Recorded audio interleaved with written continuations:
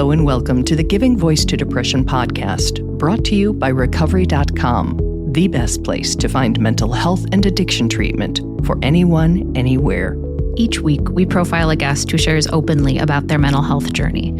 They share because they understand that when people don't talk about their depression or other mental health conditions, those of us who do struggle with them can feel like we're the only ones, that there's something wrong with us, and that no one understands. We understand.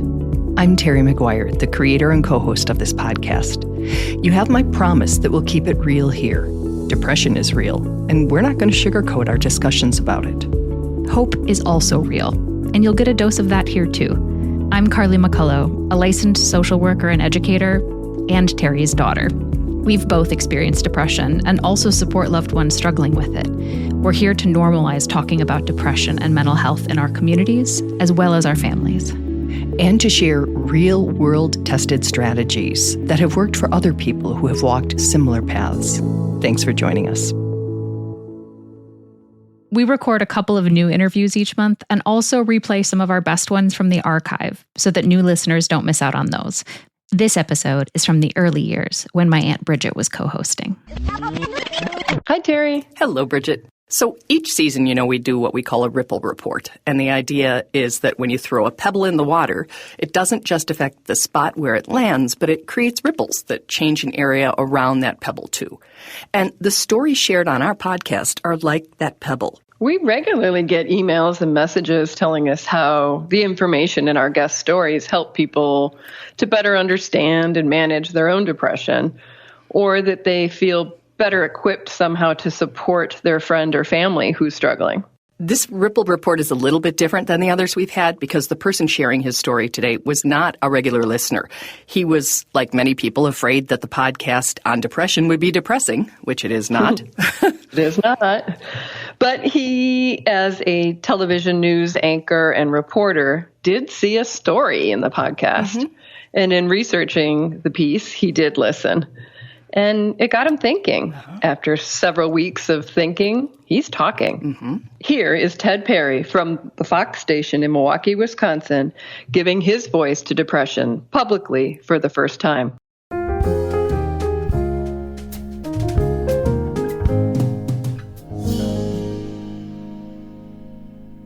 But I always vowed that if I was the guy who, and again, this is not a criticism of those people who have done that. I'm going to make that very clear. But I always said to myself, if I'm the guy who comes down with cancer or something, it's not going to be a public battle because that doesn't serve anyone. I made the exception here because I think what you're doing serves people. And I think depression is a little bit different because there's no shame in talking about your cancer. Perceived shame. Let me be clear about that. There's no perceived shame about talking about your battle with lupus or whatever it may be. So why should there be with this? And I think the people in your podcast, and I think they're very brave, and there comes a point where you just can't sit on the sideline and say, look at all those brave people, good for them. So then I have made the decision with you, because I trust you and know you, to sort of say, yeah, we should talk about this. And I would like to be one more person on your roster of people who hopefully can give hope, right? Mm-hmm.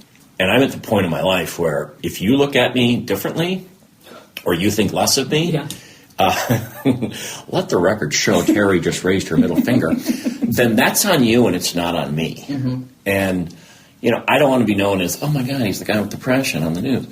But you said something in my interview. This is not the, I'm sad I have depression podcast. This is there are ways out of it, and we need to help each other. So that's why I almost didn't do it, and that's why I did do it in one answer. Ted's experience with depression has an indefinite start point, but he thinks it might have been his late teens, like it is for many. I remember thinking back to being in college at the University of Wisconsin-Madison. And I had great friends who are still my friends. And I was in a school that I always wanted to attend, and something still didn't feel right. And I thought about transferring. I thought it's the greener grass syndrome.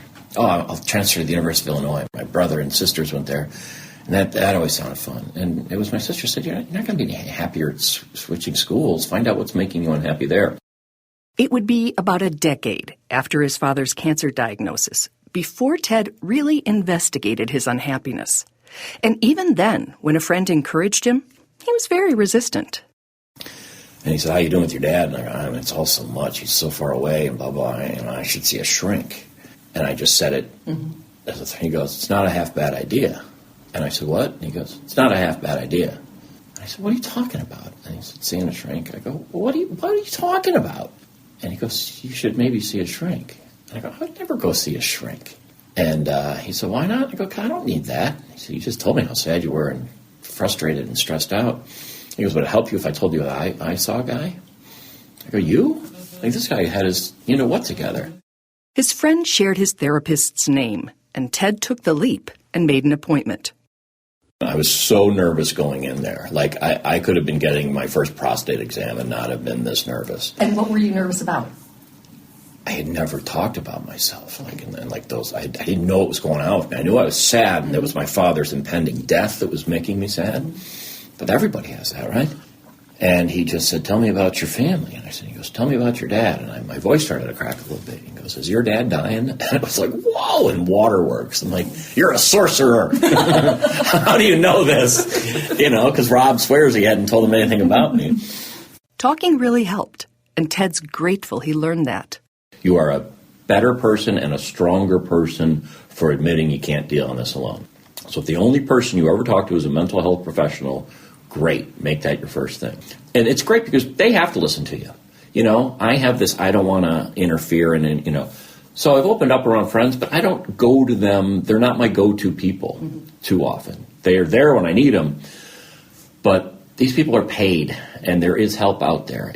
And Ted accessed that help again after his father's death. While still grieving, Ted moved to Milwaukee. New town, new friends, new life. Old intruder. But I was starting a new job, and it was just a lot. I pride myself on not being sick, and I only call in if it's the Catholic guilt. If I'm sick, I'm really sick. I'm not sick going to a ball game or anything. And I look back at my first couple of years. I was sick like 6, 7, 8, 9 times.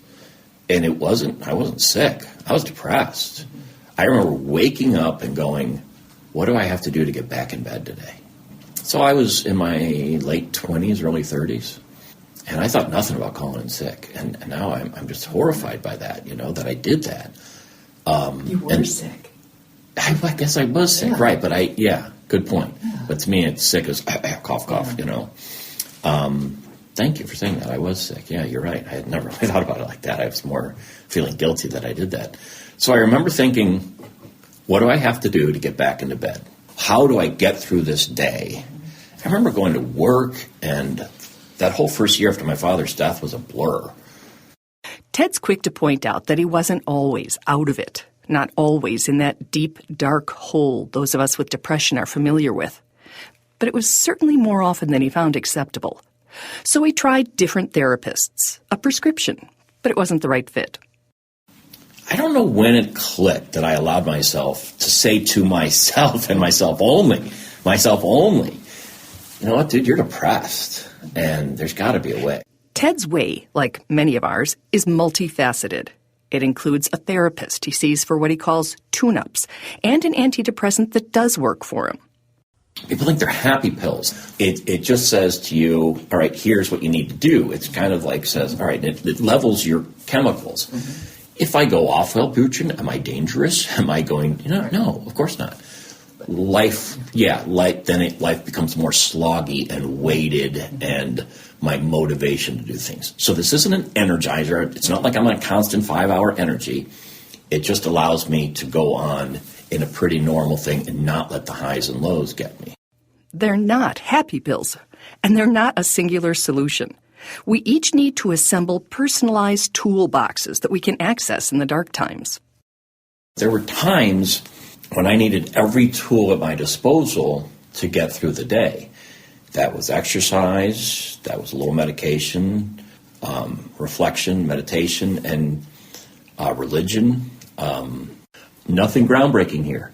If you're an exercise person, do it more than you even want to. If you're not an exercise person, start. Yeah. Start. Walk. Go shoot free throws.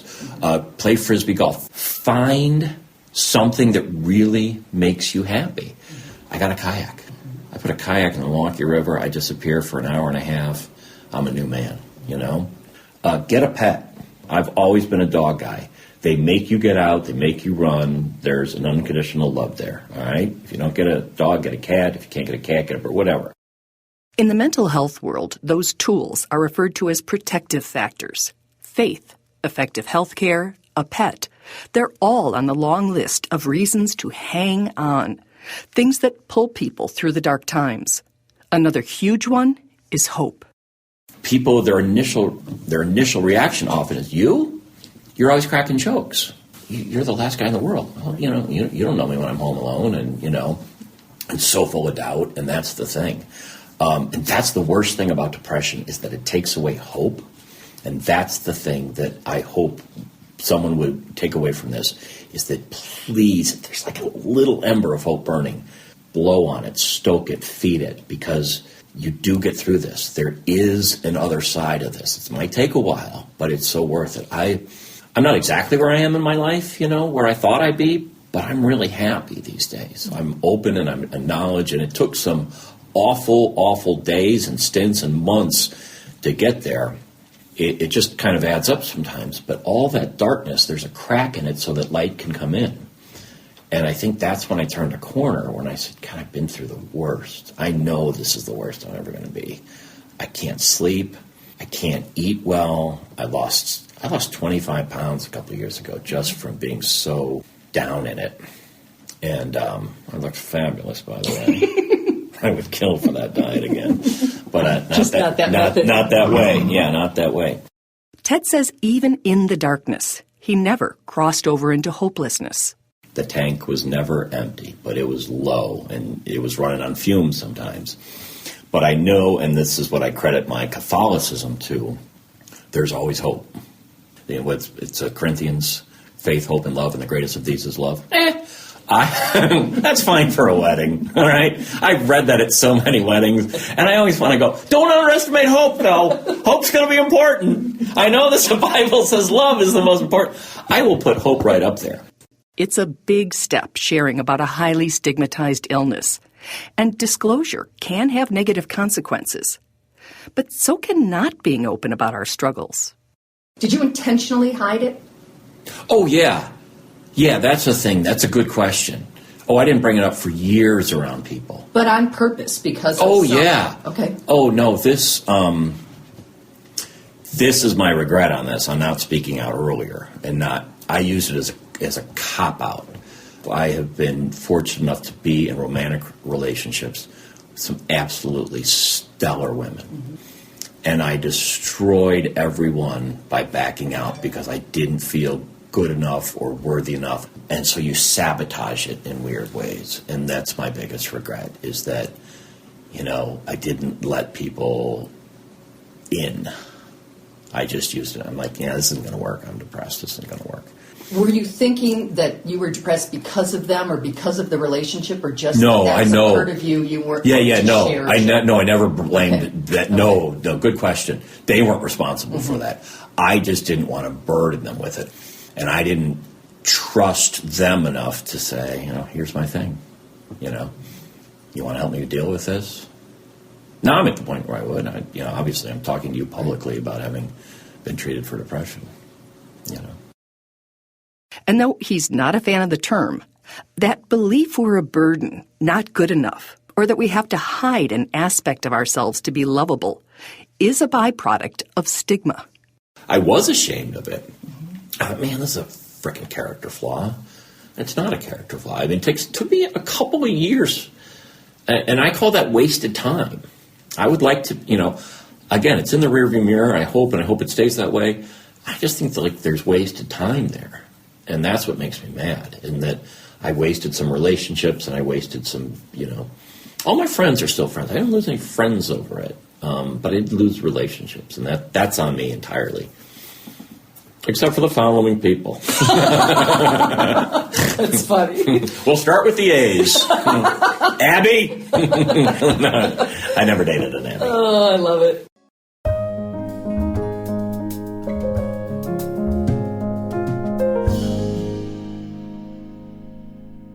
That wasted time that he was talking about. Oh, my goodness. Yeah, you don't get it back, whether it's just time you spent beating up on yourself or in bed or, there's so many ways we lose time when we're in it.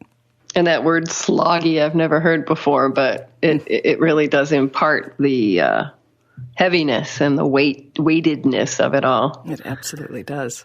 So the feature report that Ted did on giving voice to depression is posted on both our Facebook page and our website, givingvoicetodepression.com, and it's worth taking a look at.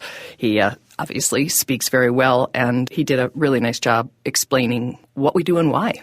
He did. And thank you for that, Ted, and thank you for dispensing hope today. Thanks, Ted. And bye, Bridge. Bye, Terry.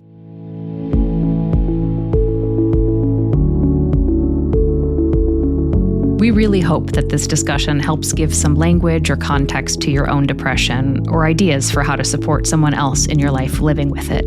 We invite you to check out the hundreds of episodes in our archive and to explore both the Resource Hub and treatment options on recovery.com. Depression is too dark a road to walk alone. We'll be back next week.